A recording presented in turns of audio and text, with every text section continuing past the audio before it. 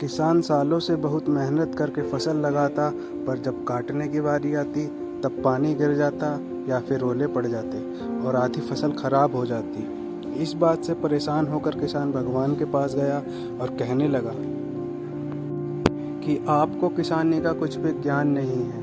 आपको पता ही नहीं है कब पानी गिरना है, कब धूप निकली है, कब मौसम ठंडा रखना है और कब गर्म रखना है। अगर आप मेरे हिसाब से सब करें तो आप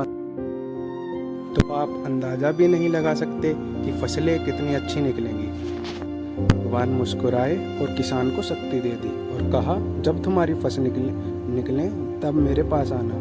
किसान बहुत खुश हुआ और मन में यह सोचते हुए गया, अब देखो मैं बताऊंगा कि कैसे किसानी के लिए मौसम लाया जाता है। अब पूरे समय किसान को जैसा लगता वैसा ही वह पानी गिराता, धूप निकलता और ठंडा।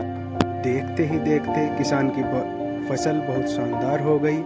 ऐसा लग रहा था जैसे इससे पहले कभी इतनी अच्छी फसल लगी ही न हो। इस बात से किसान बहुत खुश हुआ और कुछ ही दिनों में फसल काटने का समय भी आ गया।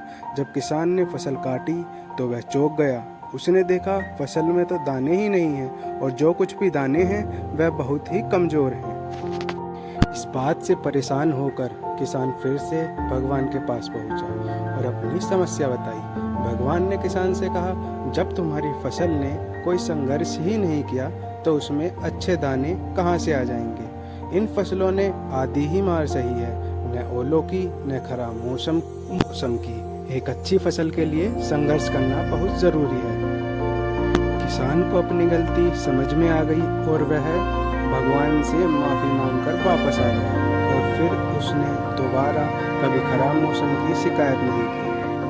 आशा है आप सभी को ये कहानी पसंद आई होगी, तो प्लीज़ चैनल को सब्सक्राइब करें और कहानी अगर अच्छी लगी हो तो लाइक करें।